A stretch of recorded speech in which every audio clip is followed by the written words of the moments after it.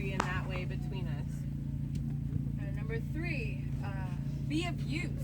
Be of use. Many of you are here, well, our hearts led us here. And in terms of like the purpose of like, why did you come? Why come to Standing Rock? You know, many of it is to serve. Many will be participating in direct action. Many will possibly be in, you know, helping out in other areas of like construction or, you know, the kitchens that we have, or just in terms of winterization. But it's to be mindful of wanting to give more than receive and to be of use. Bring it home. Bring it home. So we want to, for however long each of us is here, as we return to the places we came from, both there's lots of things we can be doing from home in terms of working as part of this struggle in an ongoing way, in this fight, and also in terms of the places we come from, for those of us who are non-native, working in solidarity with native folks in the places that we come from. So working on them. Cool, so just going to give a little bit of context of where we are in this camp. So first of all, this is a camp of prayer and ceremony that we, those of us who are guests here, have been invited into. So everything that is happening here all around us, there's times of specific prayer and ceremony, but the entire camp itself is prayer and ceremony. We are, this camp has now been going for many months. Over 300 tribes have come together, as well as many, many non-native folks. So it's an incredible coming together of many, many people. We'll talk about the different sacred fires later. A couple of weeks ago, their 7 councils fire was lit. And it is the first time since the 1800s that fire has been lit, and it is those 7 councils coming together for the first time since then, since the Battle of Greasy Grass. So we're in an incredible moment, and we have the honor, those of us who are guests here, to have been invited in to this moment in time. This is also part of a very real fight to stop this pipeline that is cutting through.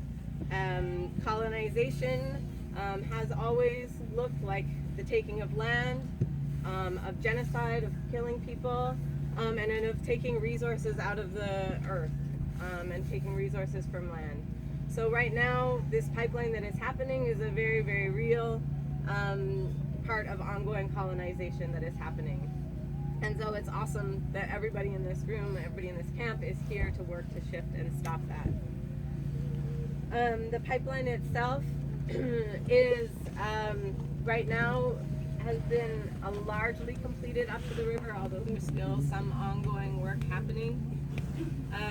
They have built like really incredibly militarized anywhere coming close to the pipeline, to make it really hard for anybody to get anywhere close. There is a drill pad, which is the part of the drill to drill under Lake Oahe, and that they have like essentially created a fortress around, using their, like, in terms of the equipment they're using, in terms of the kinds of that kind of militarized fortress, using things that they use in war zones and things like that. So intensely militarized and very hard to get anywhere close. There's a lot of up in the air around drilling and when it's going to start, and not a lot of way to confirm when or if that's happening. We know that DAPL is supposed to be waiting on a permit from the Army Corps of Engineers. They don't have a permit to drill under right now, but we also know that the only penalty if they do go ahead and drill is fines, and that they have already stated that they're willing to break the permit, and they have already broken other permits. So that is what we know. Also, on that note, the DAPL has already told a lot of lies and broken a lot of laws. So it's a really important time to notice as we're thinking about folks thinking about direct action and just overall this camp to really notice the ways that the cops and military are protecting DAPL as they break the laws here. Whatever we might believe about those laws themselves, but they are being protected in that, while folks taking nonviolent action to try and stop that and protect the water are being intensely criminalized and facing felony charges and things like that. So holding that. This land that this camp is on is currently, the government says it is Army Corps of Engineers land. However, as recently as the 70s, the government acknowledged that this is rightfully treaty land from the 1851 treaty. So again, whatever the overall, everything about the system problems and that this is all everywhere native land, it actually has been really recently even acknowledged by this government that this is rightfully treaty land. And treaty land that the pipeline is cutting through. Across the way at Sacred Stone and Rosebud, that's technically right now reservation land, according to the government. Yeah. You covered it, yeah. Great. Anything else folks in the room would add, especially any Native folks, Lakota, Dakota, Nakota folks that we missed? Okay, cool. And yeah, just a reminder, what we are here as facilitators, and in terms of this orientation, is we are just delivering what we've been asked to share. We're no one special. We are certainly not experts. We're not going to pretend that we are experts, but we are here to help you all to just orient and to remind each other, and in terms of accountability practices of why we are here, our purpose, and what we can do to help serve each other.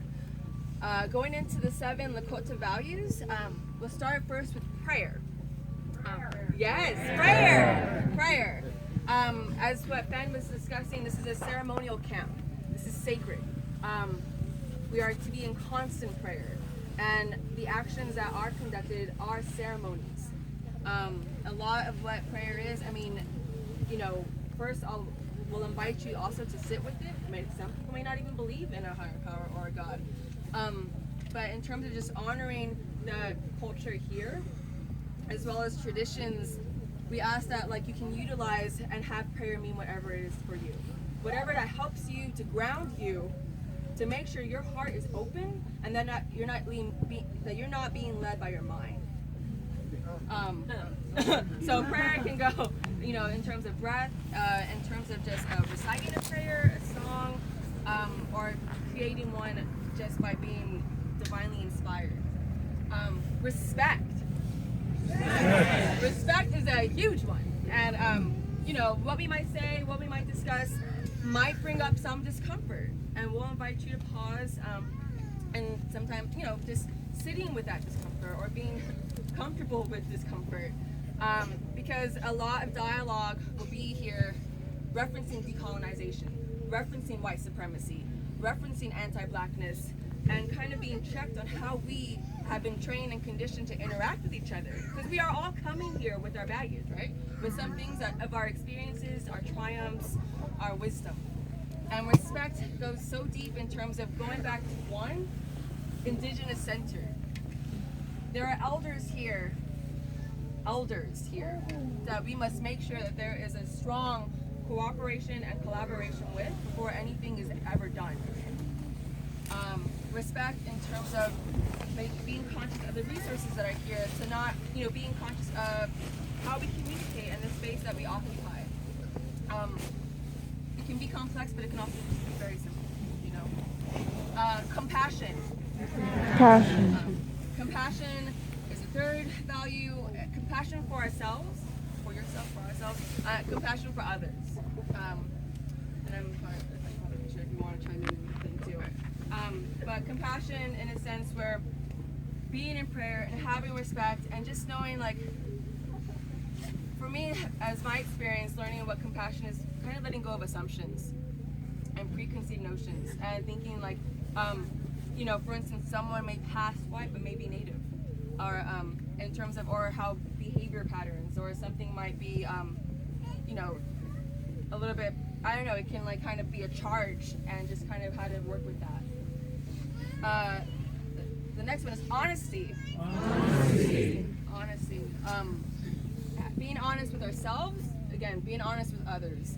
Kind of checking ourselves in a sense of, I guess this is where our responsibility to help each other and help others of like, wow, are we being out of pocket?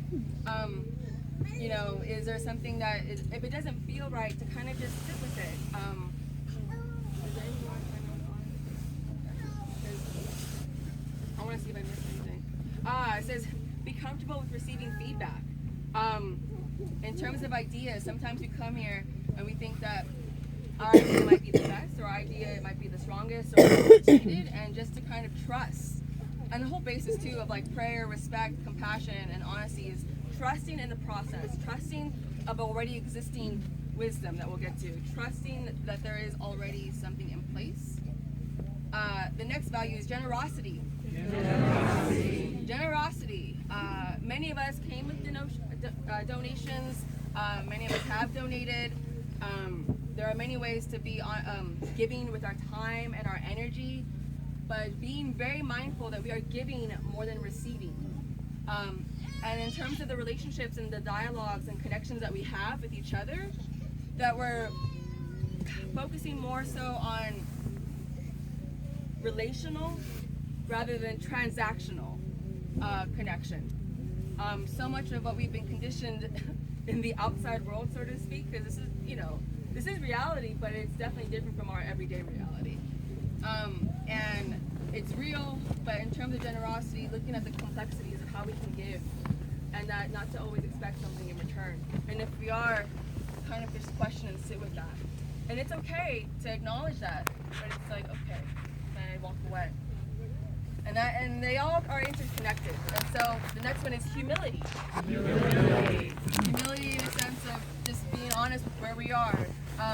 Humility in the sense of being present and kind of like before speaking, like maybe like letting others like speak first, or being conscious of like, you know, like for instance like modest dressing, you know, or humility in a sense where there's no need to really be flashy, or so to speak. And then the last one is wisdom. And wisdom, you know, encompasses the other preceding values. And again, this goes back to it's indigenous centered. This is native led. This is native run, and there is an old wisdom. What Dylan has Dylan, oh my God, Ben. Sorry, I'm not looking you in the eye. But what Ben has really beautifully discussed in terms of the context of that, this is a 500-year struggle. Colonization is not like something like of last year or 2 years. And the thing is that everything is really coming to a surface. And so there is a wisdom here of how we even got to this point. And many have already considered that this is already a divine arrangement of us coming together. This is an unprecedented unity of over 300 nations here, of over 7 nations that, you know, haven't even like been able to make peace are here present. And then along the white, the yellow, the black, the brown, and everyone in between. You know, people coming together to work to each other, you know, work with each other. And so it's trusting that and knowing how to pause and reflect, and not and being really mindful to not be in reactive mode. There's a sign out there on Flag Road, I don't know if many of you have seen, and I'll just say this real quick, that says no spiritual surrender. And that is really deep, because that encompasses these values in a sense where we are not to succumb to doubt and fear. With prayer and with respect and compassion, with all of these, you know, honesty, generosity, humility, and wisdom, there's a sense of reverence for the land and for the water and for each other. And so with that, you know, we have the protocols.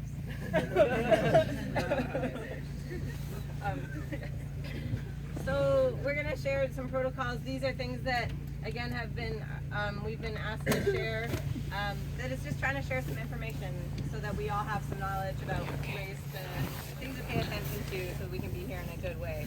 So it's gonna be a little bit of a list of like things to do and not do. And again, it's part of all of our learning, so that we can show respect.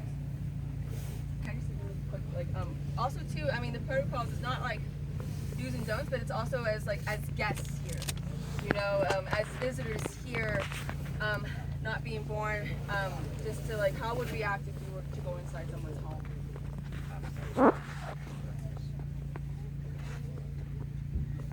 Okay. Do you want to go alternate? Okay, cool. So we'll start with fire. There's a sacred fire. Probably many of you have seen it. It's right when you enter Flag Road. Sacred fire, there's many protocols, well not many, but in terms of who can get to the sacred fire, folks on their period and moon shouldn't be around a sacred fire. Actually, I mean, we can, if anyone wants to talk about that, but we can talk about the moon later, I guess. But in terms of sacred fire, those that go there, there's offerings of tobacco, cedar, sage that you would give to the fire with your prayers.